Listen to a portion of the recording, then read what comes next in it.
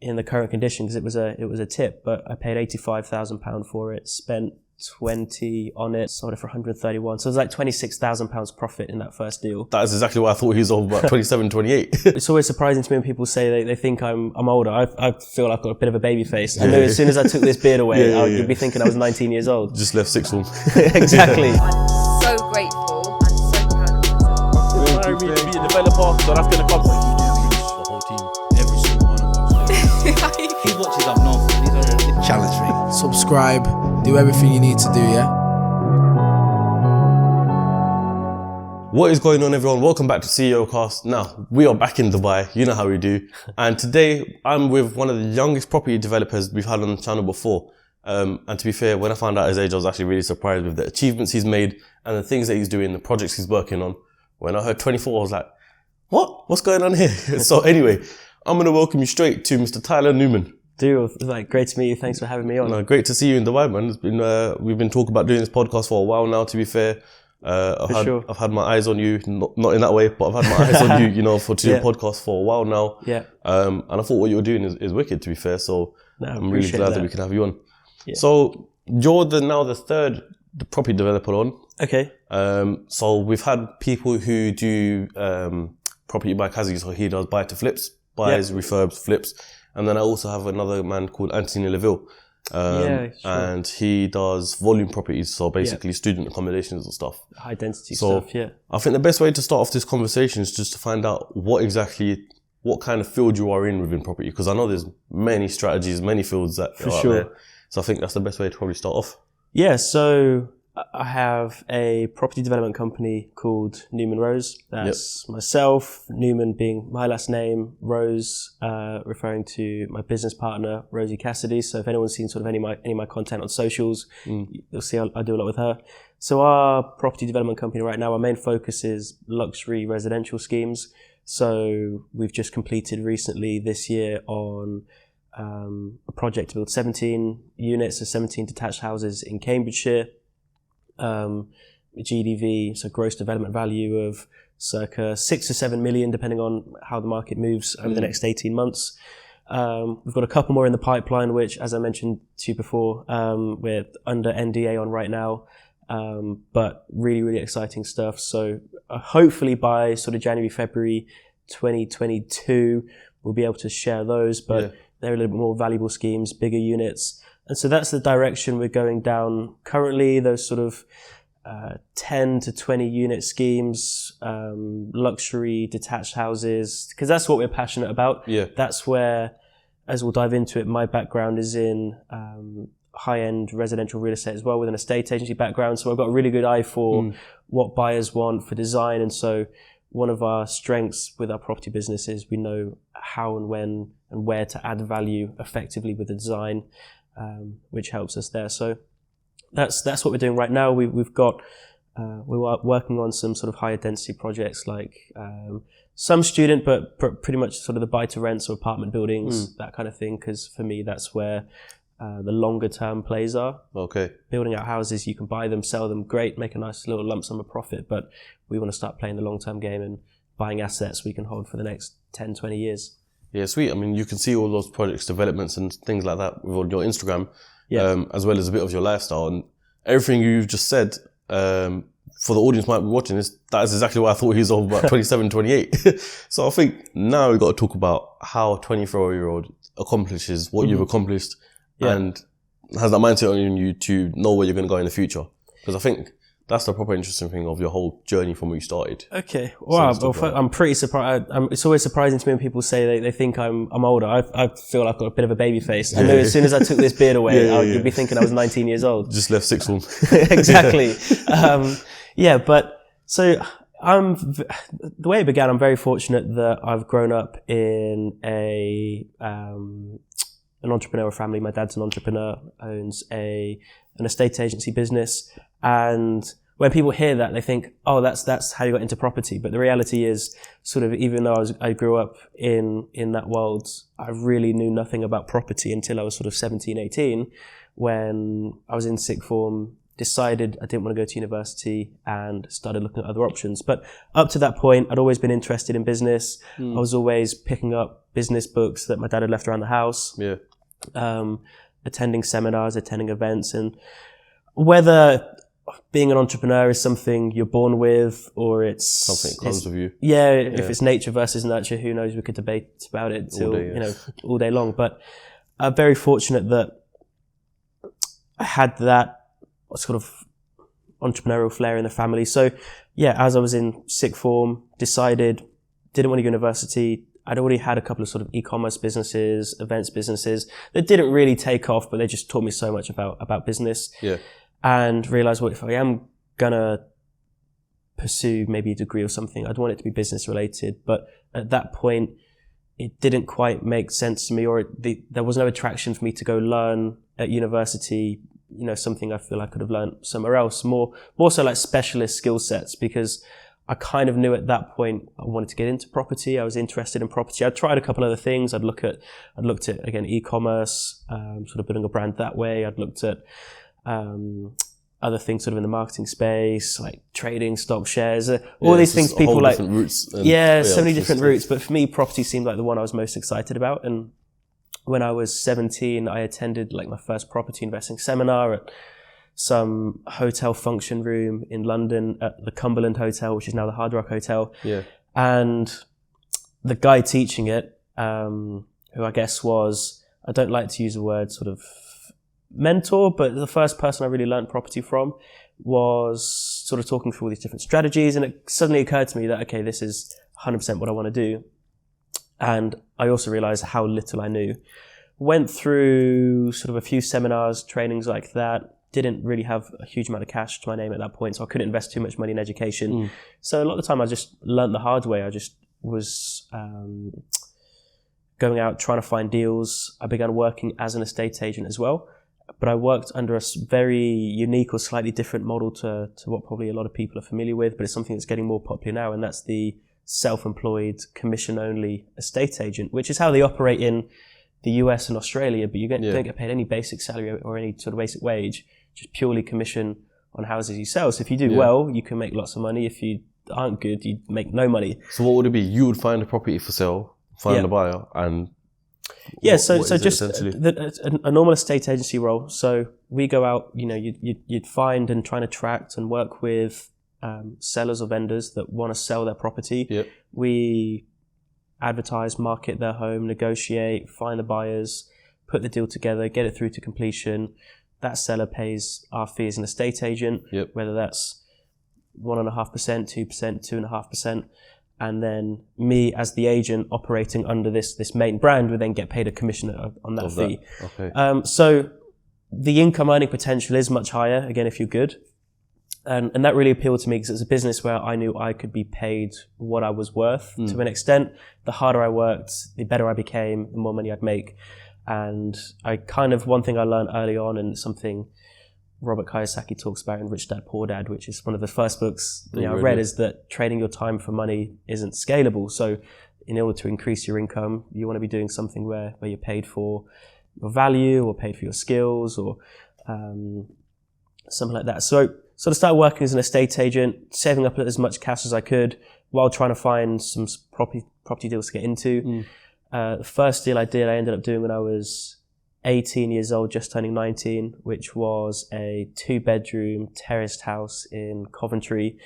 It was, I don't think I've ever told this story before on a podcast, but it was actually a convicted, and this might be a bit, I don't know how, I'm waiting for the juicy story. Well, it was a convicted sex offender that had been convicted, gone to prison, came out of prison, still owned this house, and didn't really fancy living on the same street where, he'd spent the last 10, 15, 20 years and all his neighbours knew about what's just happened, especially the neighbours that had kids.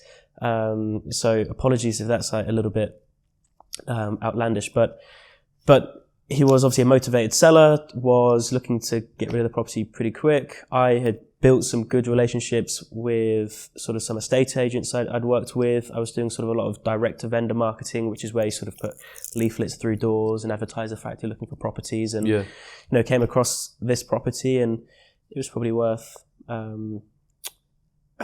don't know what it would have been worth in the current condition, because it was a tip, but I paid £85,000 for it, spent 20 on it, sold it for 131. So it was like £26,000 profit in that first deal. So we're both 24. So when you were let's just say 19 years old, about 5 years ago. Yeah, five, 6 years. Yeah, well, coming up to 6 years ago, and for me at the time, I'd financed that with actually not a huge amount of my own cash, not as much as probably most people think. Obviously, bank financing in the form of bridging loan, but also investors' capital. So borrowing money from friends, from family, on offering them interest on their money, and then maxing out a couple credit cards as well for the refurb. Just being as resourceful as I could as a young kid that didn't really know 100% what he was doing, but knew that I'd found a good deal. A lot had to go wrong for me to lose money. So I thought, you know what, I can afford to take risks. Took a lot of risks. Looking back now, you know, I'd never encouraged someone, and I'd always encourage someone to be very responsible with their money. But at the end of the day, if you find a good deal and the numbers stack and a lot has to go wrong for you to lose money, then be as resourceful as you can. So to make that profit at that age on my first deal just really solidified the fact, you know, this is what I want to do. So you made how much profit on that? You said 26? 26,000 after like stamp, legals. All that sort of stuff. So 26 is basically what you took. But how, because obviously that was your first property. So how long did that whole process take of buying it to selling it? Including the refurb, everything like that. Rule number 1 to getting your business right, getting your mind right. So this video is sponsored by BetterHelp. So if there's anything interfering with your happiness or affecting you from reaching your goals, BetterHelp will assess your needs and match you to your own licensed professional therapist under 48 hours. It's not a crisis line, it's not self-help, it's professional therapy done securely online. And there's a broad range of expertise which is available online which you may not be able to get locally. And regardless of where you may be watching CEOCAST, the service is available worldwide. So if you're like me and travel a lot and have any issues going on, you can log onto your account at any time and speak to your therapist. You'll get timely and thoughtful responses, plus you can schedule weekly video or phone sessions, so you won't ever have to sit uncomfortably in a waiting room as with traditional therapy. BetterHelp is committed to facilitating great therapeutic matches, so it's easy to change a therapist if you needed to. It's more affordable than traditional offline therapy, and financial aid is also available. BetterHelp wants you and me to live a happier life. So just go on their website and look at all the testimonials from people who use BetterHelp, and you can see yourself for how people are finding the service. Me, I can tell you personally, I've been using BetterHelp for a while, and they've definitely helped me with a few of my issues. Visit betterhelp.com/CEOcast and join over 2 million people who have taken charge of their mental health with a professional experienced therapist. There's a special offer for you CEOcast viewers. You can get 10% off your first month at betterhelp.com/CEOcast. Well, before I even agreed the purchase, what a lot of people probably need to hear or don't see is all the failed purchases that happened before that for probably the best part of 18 months, where I was making offers on properties, getting rejected, genuinely felt like this was impossible, it was never going to work. And then I remember the exact day where I was when I got the phone call that this offer I'd made on this one property had been accepted. So from agreeing the purchase and making the offer, agreeing the sale, to then obviously actually completing on the purchase myself, there's a legal process you have to go through.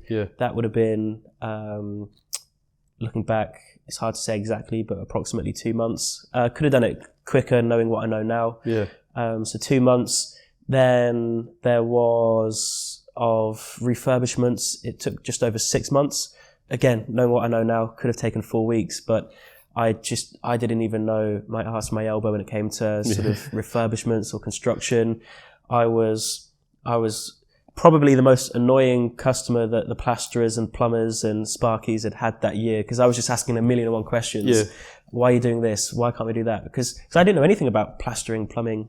So right now, you've probably got, like, at this current point in time, you've probably got a team, or per se, like, you know which people to go for plastering and for all of these sorts of things. But back then, did you know anything, or were you just Googling? So one of the biggest mistakes I made was I completed on the purchase. I remember picking up the keys from the agent, going to the property, and I hadn't organised any contractors to come in. Hadn't even spoken to any of them. Yeah. And so I got on the phone that night. I was like, right, I want to get a quote for plastering. I want to get someone to come in for the electrics. Yeah. And quickly realized that all the good contractors were like, yeah, I can do it, but in 6 weeks' time, because I'm busy until then. So actually the property sat empty for the first 6 weeks of me doing it. And people are going to think, oh, why didn't you just do it yourself? And I was also working, full time, 6 days a week from, 10, 12 hours a day. And my time was best spent there. I'm better off making my money there and then paying for the right teams to do the work. That's the best way to leverage my time. But yeah, after doing a few property deals like that, I had a sort of power team of people I could trust, call on, go in and get the job done. But that was one of the biggest learning curves for me, was just finding the right contractors, understanding who to come in when, because it's a little bit of a circus, because you've got to have labourers come in to strip the walls, and then immediately after that you've got to have the sparkies, the plumbers do their first fix, the plasterers come in, the window fitters come in, then you've got the second fix, and there is a process to it, and trying to coordinate all of that and time who comes in when, and then one person gets delayed a week and it delays everyone else. So learned the hard way, but I'm so glad I learned the hard way. Otherwise I just wouldn't have learned at all. And the credit to you, because you learned it all yourself as well. Yeah. So back then, was that when you knew? Did you know what direction you were going to go into property back then as well? Because that one you essentially bought and flipped it. Yeah. Was that something that was always on your mind, or what was it like after you'd sold that property? What was your first instinct? Looking back, I was a little bit short-sighted, because if I was to do it again, I would have retained a lot more of the properties that I purchased and added value to, because when you buy and sell a property, that's a taxable event, so you get taxed on the profits, and then you have the cash in the bank, but actually really it's probably better to refinance, which isn't a taxable event, hold on to the property long term, because then you can benefit from, one, the cash flow of it being rented out, and that rent increases on average pretty much every year, or at least every couple of years, and then the capital appreciation of the property going up in value, which you can then refinance and further invest. And so now 5-6 years on, sometimes once every few months, I'll look back on Rightmove sold prices at the street of where that first property was, or a couple of the others I did, and see what the 2 bedrooms or 3 bedrooms are selling for. Now I'm like, why didn't I hold on to it? But back then, to answer your question, I was just set on flipping, buying, selling, wanted the cash in the bank. That was me being young and naive. I do regret not retaining a lot more, but it's that cash, that liquidity that sort of allowed me to get into developments now. So after I did several deals like that, I kind of quickly realized it doesn't excite me anymore. There's only so many 2 or 3 bedroom houses I can refurbish without getting bored. And I wanted something exciting, wanted to sort of start thinking bigger. And then that's when I kind of set my eyes on getting into land developments and sort of taking things to the next level. So when was the first time you acquired like a land development? So really officially this year, which was our project in a village called Isleham in Cambridgeshire. But even that one took best part of 12 months just to get it through the legal process and sort of the planning process as well. And then to even find that deal took a long time as well. So one thing I've realized with land developments is everything takes so much longer. For sure. But this is our first project officially under Newman Rose. When I worked as an agent, I brokered a few land deals.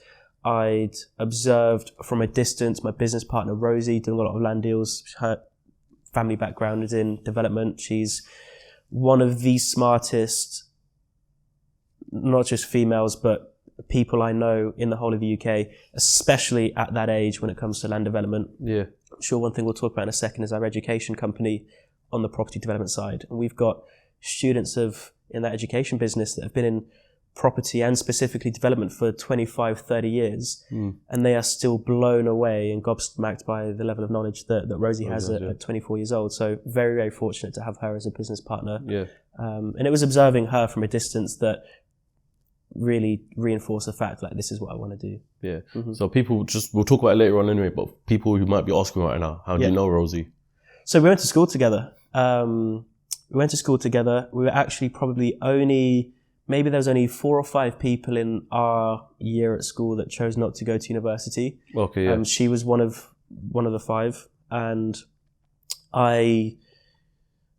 she kind of saw, we talked about me getting into property in my kind of final year at sixth form. She was telling me about her family business, and then we just stayed in touch, and it got to the point in 2020 where she decided she'd done a lot of things. She'd worked as a land agent, was incredibly successful doing that. She then got dragged back into a family business. She put together some ridiculous multi-8-figure deals with the family business, some huge Nottingham student sites that have now been sold and flipped onto some huge funds. But in 2020 stars aligned where she decided she wanted to step away from the family business. Yep. I wanted to really jump in with both feet into developments. We've realized we worked really well together. We both bring so much to the table in different areas, and that's how that partnership came about. So this year you said it was the first year that you pretty much got your first project for Newman Rose. So up until this whole time, because I feel like I've missed out like many years, was it always just the same property development sort of strategy that you're going for? Yeah, it was. There was a period of maybe 18 months where I took a bit of a break from doing the property stuff, where I was just focusing on sort of the education business we have now. Just taking a lot of time off to reflect and think, maybe procrastinating, if I'm totally honest, a little bit. And was this during lockdown as well? During lockdown, but really probably the 6 or 12 months leading up to lockdown. Okay. So when I was working as a self-employed agent as well, maybe we missed a bit there. When I first started doing that, I was working at the lower end of the market. So I think the first ever property transaction I brokered was an £85,000 flat, which I probably made £500-600 commission on. And that was after 6 months of working as an agent. It was my first paycheck for £600. Okay. Because obviously when you work as an agent, you get paid only on commission. You've got to go out, put a house on the market, find a buyer, get that through legals and the conveyancing process, get it to exchange of contracts, completion, make sure your fee is paid, and then you're paid your commission. By the time that's happened, that could be best part of 6 months, even longer. And so I did that, kept learning, just went all in, learned from the best people I could, observing a lot of people in Australia and the US where they just operate at a much higher standard than estate agents in the UK. Yeah. And then I decided, well, actually, if I want to make more money, the only way I can really do that is either one, charge higher fees, which I was doing already because I was very confident in the service and the ability I had for my clients to achieve the maximum price for them. Yeah. But the only other way to do that, apart from charging higher fees, was go after the higher house prices. Of course, yeah. Because get more money like that. Exactly. The process of trying to sell a house for 200,000 versus £2 million is pretty much the same. Yeah. And in fact, at £2 million, in some respects, it's even easier because the clients are often nicer. They want to pay more money because they want the best service. Yeah. And they're easier to deal with and a little bit more relaxed.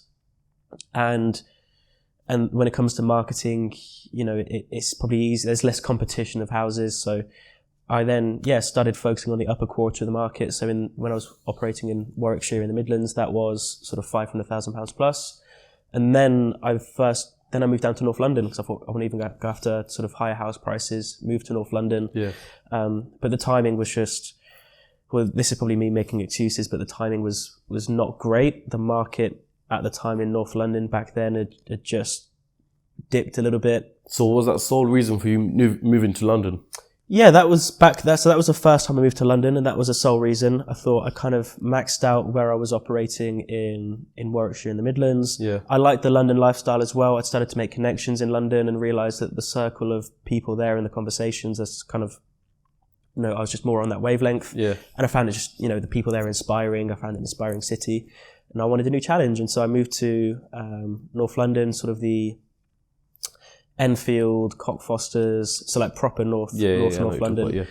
And where probably the average house price I was working with was between 1.75 to 2.25 million. Yeah.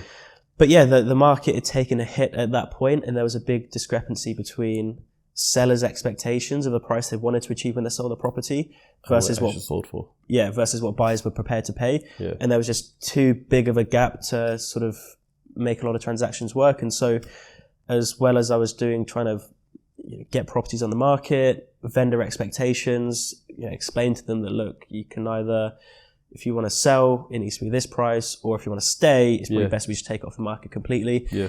And a lot of sellers weren't motivated enough to want to bring their price down in line with where the market was. And so I just wasn't making the money I wanted to make, decided to move back to the Midlands. And that's when I kind of took a bit of a break, reflected, meditated on what I wanted to do next. So then how long were you in London for then? Probably just under a year at that point. Okay, yeah. Just under a year. And then I moved back to London, to central London in July 2020. So you went back to workshop for how long? After London? I'm losing track of where I'm trying to figure out timescales these now, timings. but yeah, it was probably a year or so. Yeah. Yeah. That's not too bad. And then you moved back down to London, to Vauxhall, you said. Yep. What made you want to move back to London? 'Cause surely moving to London the original time, or the first time, should I say, you might have felt a bit disheartened from what you might have expected and the outcome. So then you might have, that's why you obviously moved back. So what convinced you to move back to London, and if not even deeper in London where the prices are higher, and you basically got to really, really up your game to... Sure. So I definitely, when I left London for the first time, I definitely felt a little bit defeated. And I'm one of these people, and I genuinely believe you have to take 100% responsibility for your results. As much as I could blame the market and say, what buyers wanted to pay for property and what sellers wanted to sell property for, it was just too out of line. I can make 1,000,001 excuses. The reality is, I've got to take responsibility for the fact that I just couldn't get the results I wanted. Yeah, for sure. So I did feel a little bit defeated, but then it also gave me this drive that, the comeback is bigger than the setback. Yeah. And as cliche as that is, that's the energy I had, and started to build sort of the education business I've got now with my business partner Rosie, formalize our development business as well. And got to the point where that business was like, okay, I'm pretty confident. We've got proof of concept now. We're doing really well. We're in lockdown at that point, which was a blessing in disguise, really, because actually, from a business perspective, a lot of people actually had probably more disposable income. Our business was doing really good. So I moved back down to London. And the reason for that is I just believe environment is everything, right? Environment shapes how you think, how you behave, your discipline. And I wanted to be in an environment that inspires me, where I wake up every day, I'm excited, I want to work. An environment that forces me to think bigger. Yeah. I think a lot of people make the mistake of just wanting to be a big fish in a small pond. And as good as that is for your ego, it's probably not great for longer term growth. Yeah, because then I know exactly what you're saying. I don't know how to explain, but I get what you're saying. Yeah. There's so many different other ponds you can dabble into, and you become the smaller fish again. Of course. And sometimes you have to humble yourself, and you have to reflect and think, actually, I'm not a big fish. Yeah. And surround yourself with people that are playing at a way higher level. And it's when you surround yourself with people like that, you realize, okay, shit, I've got so much more room to grow. And so, I wanted to be in an environment that forced me to think bigger, that reminded me how much money is out there. And London is definitely a place like that. You've only got to go down to Mayfair on a Friday night and see the cars that are outside and the level of wealth. Or for sure. Even for me, I'm a sucker for views. So I live in an apartment which has got beautiful views overlooking the Thames, overlooking Parliament, London Eye. And the reason I wanted that is because in the distance you can see all of the cranes, all of the construction, and all of these I say million, but tens of millions or even hundreds of £1 million property deals that are being done on all this money that's being transacted. And just that constant reminder of how much opportunity is out there. Yeah. And then also, friends as well. The circle I've built in London, I'm so grateful for. I love the friends I have, and they just force me to think bigger. The conversations we have are always so exciting. We hold each other accountable, and so it's allowed me to become better as a person, more disciplined, and I just couldn't do that if I wasn't where I am now. So that was a reason for moving to London. The team offices are still in the Midlands, so I travel back and forth in between, and so it's a nice balance. But yeah, that's my belief system around that, really. That's sweet. One of the things that you mentioned on the bio that you sent me was that you want to build one of the biggest brands for property. Yeah. Now, here's why I was excited to do it in Dubai, because in Dubai, it's like property brand haven. Yeah. You drive anywhere around Dubai, you know it yourself. You just see Damac and Imar. Yeah. And, you know, any other ones every now and then, but they're plastered on the top of the buildings, every single building that they build. Yeah. Does that inspire you at all? Oh, massively. I think just what Dubai has done alone in the last 20 or so years is incredible. And it's just a reminder of the power of thinking big. Yeah. What the rulers of this country decided to do 20 years ago when they had this vision, I'm sure a lot of people thought they were just batshit crazy. Yeah. But, do you know what I find fascinating about Dubai? I was watching a documentary on the Palm, and obviously their whole idea was to bring tourism to the country, but they didn't have enough land to occupy the tourists. So they built 2 new islands. Like, that Palm and then the Jebel Ali Palm as well. And the beach and the beaches that's then created on the Palm, it's like hundreds or kilometers worth of beach that wasn't there, which allows them to charge more money for the properties because they're on a beach essentially. So it is crazy what happens when you think big, because if you're gonna aspire for anything, right, just think as big as possible, and look what they've achieved 20 years later. So that definitely again goes back to environment. Get yourself in inspiring environments. So would you move to Dubai to be constantly inspired on that level? I'm so invested in the UK right now, and I try not to become sort of a fool for sort of shiny object syndrome, in the sense that as much as it's really appealing to be here, I'm so invested in the UK and I want to follow through with that plan. Yeah. Of course, at some point we'll take things international, but with UK, I'm a big fan of. I say I'm a big fan. I love it and hate it, but sort of the planning system and the way things work. I think out here, to get into developments, I'm not 100% sure, and it's a lack of knowledge really, 100% sure on what the market's like out here in terms of, is there an oversupply with the amount that they're building, the amount of space that they've got to build, and they are just building non-stop. Are they going to end up supplying too much stock to the market? And have empty properties and stuff like that. Exactly, kind of like what Spain did throughout sort of the late 2000s. But our plan in the UK is definitely to build a prominent and one of the world's biggest and best real estate brands. I definitely think one thing the UK lacks is prominent real estate brands.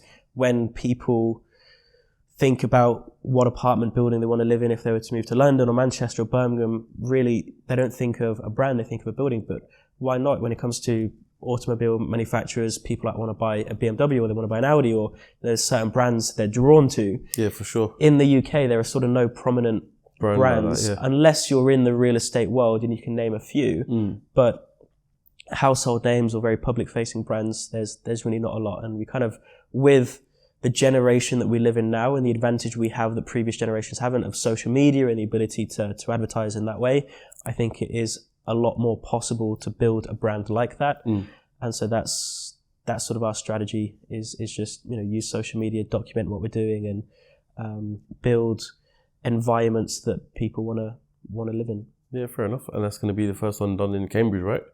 Yeah, the first one in Cambridge, and then one further up north. Again, I can't disclose exactly where it is. And then we've got 5 sites we're taking through planning over the next 12 to 18 months in the Midlands, which will be absolutely incredible properties. And we're designing that completely from scratch, which is super exciting. Overall, you've had a proper inspiring journey and uplifting journey as well. How do you have time to have fun, drive around your Lambo, live life as well at the same time as well as work? Because doing what you've done by 24 years old, it is a lot, and it seems like it's not rushed, I would say, but a lot compared to anyone else's journey. So how do you have time to, still live life? No, I still have a lot of time to have fun. I'm big on my routines and discipline and sort of set boundaries for myself. But it's probably not so much that I've worked stupidly hard and I've rushed and been racing against time. It's just I've been very, very lucky that early on I decided, or I figured out what I wanted to do. Yeah. And I just went all in on that, and I was constantly thinking, how can I get to the next level, get to the next level, get to the next level? thankfully didn't sort of get trapped in just playing at the same level the whole time. And I feel that is maybe one, not mistake, or it's one thing I've observed from other people, either not just in property but in business. They'll sort of, whether it's a self-belief or confidence thing, just think, oh, there's no way I can get to that next level and do bigger land developments. And for me, the jump from doing sort of single unit house refurbishments to, residential land developments was a huge jump. But actually, it wasn't a huge jump in terms of finance. It was more around specialist skills. And I don't want this to turn into a property development masterclass, but when you just get good at putting the deals together, you find land at the right price, you know how to add value effectively, you know how to raise finance from investors, and you know how to raise money from the banks and find the right contractors and put together a proper bulletproof financial appraisal. The rest takes care of itself. Yeah. We don't put a huge amount of cash in ourselves. We work heavily with investors, joint venture partners that come in, bank financing, but we just find good deals where there's good margins, get a mains contractor in to deliver it. We do a lot of the quality control and project management, but yeah, so it's not like I've rushed anything, but in terms of the way I work, it's as long as I can, for 5-6 hours a day, sometimes 6 days a week, just get 5 or 6 hours of productive, highly focused, deep work done where either my phone's off in a different room, I've got no calls booked in, and I can just lock in and work and then do calls later in the day. And so I think if someone can just learn to really be focused and learn what it means to be highly productive and hyper-focused, you can get so much done in 4 or 5 hours that most people couldn't get done in a week. Yeah, so, for sure, 100%. That's definitely one of the things that helped me earlier on, just learning how to be hyper-focused. Mm-hmm. Earlier on in the podcast, you mentioned your education company. Yep. So let's talk about this, because this is something I found fascinating. We were talking about over breakfast yesterday. Yep. So, education. Yeah, so it got to the point, going back in time, after I'd moved back from London the first time, I was having discussions with Rosie. She was at a point with her family business where they were absolutely just crushing it on another level. But in the property development world, it's they weren't really prominent on social media, but behind the curtain they were absolutely, and they still are. Rosie's family, they're an amazing family, one of the smartest families I know when it comes to development. And she was actually consulting for other land agencies, estate agencies that were setting up a land and new homes team, other developers. She was just consulting for them maybe 2-3 days in a week, charging a nice day rate. But got to the point where she didn't really like selling her time like that. Yeah. She was losing her weekends. And came up in conversation. I've got a knowledge of social media from e-commerce businesses I ran in my late teens, and also working as an estate agent, where social media was a big player for me for attracting business. And she's like, well, actually, I kind of want to productize the knowledge that she's got to help others. So these estate agencies or land agencies or the developers she was already consulting with, she could productize her knowledge into probably a much better form of education to then give to them in the form of sort of online training, with live virtual calls as well, and be able to do it at scale. And so we decided there was an opportunity for partnership there. There's a lot I could bring to the table in terms of the sales process, the marketing process, actually productizing that information into something which will get results for people. Yeah. And so we built version 1 of this product, started selling it, did really well. And Rosie was very much the face of it. I kind of took a step back. I was still kind of learning more about development at the time. And then it got to the point where we built version 2 of the program. We were getting incredible success stories. Like our first ever students that enrolled, there was a young couple called Ollie and Chanel. Shout out to them if they're watching it. They secured a deal which they'll take through planning. The uplift in value they'll make from taking the site through planning that they found is enough equity that will then allow them to get some investors on board, get some bank financing to then pretty much build out their entire site and make them 7 figures profit, just because they nailed the process of finding the right deal, structuring it creatively, adding value effectively. a fair few case studies like that. We've got those guys. We've got another 24-year-old Harry who's building out a site with a 7-figure profit margin, funded with investors. We've got some older guys that are building out sort of 30 odd apartments. We just had someone do a podcast with us last week that's just now done a joint venture where they're building out 40 something apartments down south. Yeah. So really, really exciting to see now 18 months into that business, we're getting some incredible results. But yeah, the e-learning space or the education space was something we were kind of a little bit skeptical about because it's got a bit of a bad rep. I think the standards across the education or the online education world, not just in the UK, but the rest of the world. The thing is, it's unfortunate because a lot of these people have ruined it by, buy my dropshipping course today or buy my freaking Amazon FBA and stuff like that. So when it comes to a legitimate course that can actually, vastly improve someone's knowledge and everything like that, it kind of kills it because they automatically think of the negatives with the education. Exactly, and we're very careful with how we promote and pitch it. I don't refer to it as an online course because it is more than that. It automatically puts it into that. Yeah, it's an educational platform. It's a coaching program. It's not just training videos where you log in and you watch. There's live coaching element to it as well. There's a community workspace. We've got some of the best experts in various industries across the world, across the UK, partnered with us that can help our students as well. And really, we just boiled it down to kind of first principles when we started designing the product. It's how can we build something that actually gets results? Because we could be amazing marketers. We could do what these dropshipping guys do and rent some supercars and do the whole lifestyle marketing thing. But we realized the number one way for us to sort of market and grow our education business is build a world-class product that actually delivers a world-class service and gets real actionable results. And then also we actually build a hyper-successful property development business ourselves, which is what we're doing. Yeah, I suppose you or you and Rosie are pretty much like proof of exactly. Of what concept? What's it called? Proof of concept? Yeah, proof of concept. Yeah. And I forgot the saying, but you get what I mean. You guys are proof and backing of the education. And what's great for us is the further we advance with our property development business, because we're still coming across problems and having to find the solutions every single day. Yeah. Especially this year, there's a lot of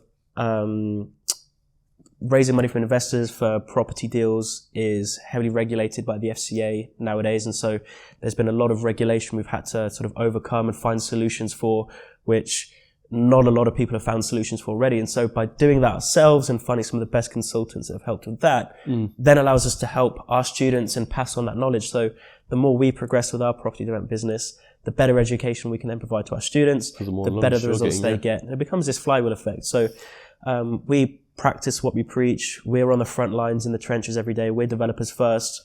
Our education business, it is a cash flow business. Property development isn't great for cash flow. You're going to make a nice lump sum of money. At the end, though. At the end. Yeah. You'll make some project management fees in the meantime. But for us, the education business, it's a cash flow business. It's, from an altruistic perspective, it allows us to help people actually make an impact. Yeah. Going out, buying land, building houses is great. You're not impacting a huge amount of people. But with this education business, we can actually change people's lives and make an impact. And then thirdly, a lot of our investors come from that. One of the things we teach when it comes to raising money for property deals is you've got to be using social media. The education business allows us to probably use social media a bit more effectively. We have an audience of people that want to get into property, that have money, but maybe don't have the time. So when we've got a deal, it's like, do you want to partner with us on this project? We've got an audience here of people that want to invest. And so it's this full circle of just, it all works really well in synchronicity. Yeah, no, I suppose it's definitely good for people, if they have no knowledge on property at all, getting it from someone who's young and fresh compared to someone who's, not in any disrespectful way, but a lot older. Yeah. Times have changed and deals have changed, social media's changed, everything like that. So there's a lot of new ways to go about it. And to get from someone like yourself who's still young and, still fresh within the industry, it's probably better off doing that, to be fair. So true. And we're very aware, like, we don't know everything. Yeah. We've got very specialist knowledge across a very broad spectrum of property development. And property development is made up from a lot of processes. You've got the construction side, you've got the planning side, the design side, the acquisition side, the raising capital side. So we know a lot about everything, but there's also a lot of things we don't know. But what we are great at is finding the people that are the experts that do know more than us, and then we bring them in and help our students. But yeah, we don't let everyone into the education business. We want to make sure they're a good fit for us, we're a good fit for them. Yeah. And yeah, that's how we operate. So one of the main things I want to touch on as well, just to go back to it as well. Now, just to talk about your first deal and everything like that. Okay. And probably the deals you do now. One of the main words we've heard in this podcast is probably investors. Yep. How does anyone go around finding investors? Let's just say I was to find a property deal that was like unbelievable. Yep. I don't have the money for it, but you know, I would definitely want to be involved in that. How do I go around? That's honestly one of the most commonly asked questions I get. So the first thing you have to realize is that this is a belief I have. Yeah. And I use some examples to back it up. If you want to grow and scale a property business, you need to be raising money from investors. So when you look at a property business, if you zoom out, you need the deals, you need the money, you need to be able to manage them. And a lot of people can find the deals, but just never have enough money to do all the deals. Yeah. And so one of the biggest bottlenecks on them growing their business is access to capital. And that's because most people rely on using their own capital. If they don't have the personal money to do the deal, they just won't do the deal. But if you look at any of the biggest property developers, funds across the world, asset managers, they're all built from other people's money. The example I use, because a lot of people are familiar with it, there's a development in Knightsbridge, just opposite Harrods, called One Hyde Park, built by the Candy brothers around sort of 2010 time, and broke price per square foot records in London. Penthouse sold for something like $180 million. And they just did an incredible job at marketing it and putting their name on the map. And if you go to the Wikipedia page of that development, you'll see it says it was developed by Christian and Nick Candy, CPC Group, and it was a joint venture with, it was a Qatari ex-politician billionaire. And it's just a perfect example that people see these Candy brothers and they've done an amazing job, super successful, but think, oh, there's no way I could do anything like that. Well, the reality is, they had big investors on board. So that's point number one. If you want to scale a property business, you need investors. So how do you find investors? And importantly, how do you get them to agree to work with you? So, because we're in Dubai, I can't just go up to an Arab and be like, yeah, can you give me some money? Exactly. And so I break it down into two ways. First of all, you need to find good deals. And because when you find great deals, money finds you. If you've got a property development deal where the profit margins are tight, let's say the margins are 19, 20%, you can't afford to use the mains contractors, you've got to project manage it and use subcontractors yourself, and you're not that confident on the numbers, you present that to an investor. If they're sophisticated enough, they're probably going to be able to pull that apart and think, you know what, it's just not that an attractive deal. However, if you've got a good deal where the margins are 25% plus, using a mains contractor, so you're mitigating the risk on the construction, you can offer more money, a high return on investment to the investors, then you're more likely to get them to agree to work with you. However, the second thing you also need is an audience, because if you've got a great deal but no audience, you've got no one to promote that deal to. If you've got an audience but haven't got a good deal, you've got nothing to promote to the audience. And so when you have both, you can then obviously promote your good deal to the audience. And now that audience, they have to know, like, and trust you. If they're just a completely cold audience, like you say, it's someone on the beach you just walk up to. If it's an absolutely stonking deal, maybe you can convince them to say yes. Yeah. But reality is, you want an audience that you have a bit of a relationship with. And that doesn't mean you have to go out and meet them. It means, you just need to be showing up on social media every single day, creating content like you do, Raheem. I'm sure there's people that, like you were saying to me, that have come up to you, recognized you here. And they probably feel like they know, like, and trust you because they've sat through hours and hours and hours of listening to you, interview people. Although they've never met you in person, there's still that rapport that's been built. Relationship, yeah. So just showing up on social media, documenting what you're doing, demonstrating your knowledge, because that gives you credibility. If you've got previous examples of work, showcasing previous developments or projects that you've done, when you do that, you'll spark people's interest. People will message you. And I'm very fortunate at my point now with my social media that I'll get messages every single day saying, I've got 50 grand, I've got 100 grand, I've got 250 grand. I've seen your content. Have you got any deals we can invest in?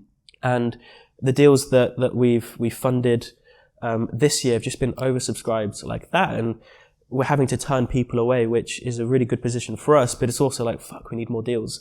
So they're the two ways: find great deals and the money finds you, build an audience, get them to know, like, and trust you. And then you've got to understand the logistics of FCA compliance, how to do crowdfunding legally and compliantly, how to actually structure it from a legal perspective, understanding what we call the capital stack. So that's the difference between raising debt, raising equity. That's all kind of the specialist knowledge you need. But yeah, in simple terms, build an audience, find good deals, warm up that audience, and you will eventually get to a point where you're attracting investors rather than having to go out and find them. So that's a good answer, to be fair. That's a very... Hopefully that answers... No, that's a lot of information in that, to be fair. One thing I do want to ask you more or less before we end. Yep. Going all the way back to the beginning, you're 24 years old. Yep. I want to know if you can paint a picture for me right now of what you imagine your life to be like and what your business to be like by the time you're 50. Because I'm going to give you a long stretch here. Wow. I want to know where you envision where Newman Rose is going to be and where yourself is going to be. So... The same question you asked me yesterday at breakfast, you were like, where do you vision yourself? Sure. I want to know the same answer. So the longer term vision for our property brands is to sort of take two different directions. So with Newman Rose, continue with sort of the luxury residential, turn that into more of a brand, a public facing brand, whether that evolves into, it will evolve into sort of high density apartment schemes, but sort of in the upper end of the market. So we're in Dubai, we've got the Address, JBR, a beautiful building that was just finished last year. Yeah. Similar stuff to that. And then we want to create we're in the process of setting up a fund where everyday investors who have capital want to get into property, want to invest in institutional level assets. So again, the bigger apartment buildings, the student accommodation, and buy and retain these assets for 5 years, 15 years, 20 years. And so do that and compete with these bigger asset managers and institutions. That's a long-term play for us. It's not something that's going to happen overnight, but the vision's there. And yeah, along the way, build a brand that people recognize is associated with quality, with value, and make an impact. Whatever that means, I'm yet to figure out exactly what that means, but that's a longer term goal for us. When I'm 50, I'd like to think, at the end of the day, as long as I'm happy, maybe I've got a family. And Think you'd be retired or no? I love the game too much. Yeah.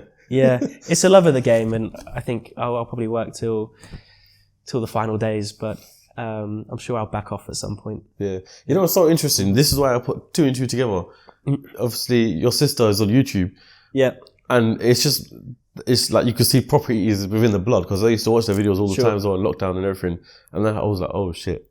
So yeah, shout out to your sister for and Matt as well. I don't realise, but then I posted her on my Instagram stories the other day, and I had so many messages like from yourself as well. Like, I have no idea. Summer's your sister. Obviously, she's blown up on YouTube and TikTok. Have you got any other siblings? No, just my sister. Okay, so then essentially your family's into property. Yeah, whole family's into property, doing some projects or looking to work on some bits with my dad now more seriously. I'm very fortunate that his business has taken off a lot over the last sort of few years. It's always done really well, but what's his business?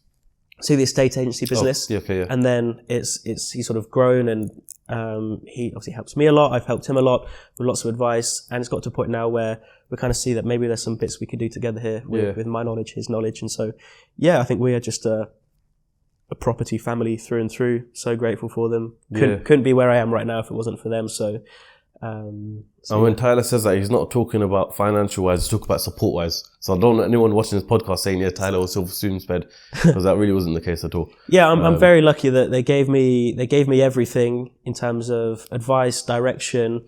I had to, of course, I had to figure out 99% of it on my own. But again, without them, I wouldn't be half the man I am now. So, I'm very fortunate that I wasn't, being given financial handouts. Otherwise, it always begs the question, could you have done this on your own? So I'm very fortunate in that sense. But that you have. It also, part of why I'm so passionate about the education and e-learning business is that I've given so much, and I'm so conscious that other people maybe haven't been blessed with the role models in their life that I have. And so it's an opportunity for me to pass on my knowledge and give back and impact people in that way. 100%. Mm-hmm. Guys, I hope you all watched that episode. I'm pretty sure this is going to be the last episode of the year of 2021. So we'll see you in 2022. Tyler, I want to thank you very much for coming on. Thank you so much, man. For everyone watching, make sure you go follow Tyler on Instagram. And if you want to check out his YouTube videos, make sure you click right up here. I think it's that way, yeah. And follow CEOCAST, myself, do all the shebang. You already know what to do. Until then, I'll catch you next time, potentially in January 2022 on the next episode of CEOCAST. Right. That's it. Wicked. Yeah? How was that? Yeah, I enjoyed that, man. Yeah? Really, really good. Well, I appreciate you coming for your time, man. Well, hopefully it provides some value to your audience. Yeah, me as well, sitting right here as well. I was like, yeah, okay. I'm going to get some property deals.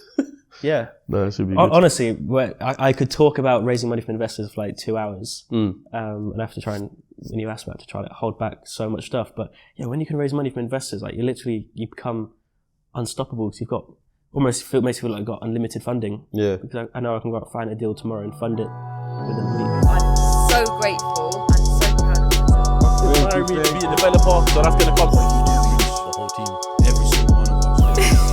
These watches I've known. These are Challenge me. Subscribe. Do everything you need to do, yeah?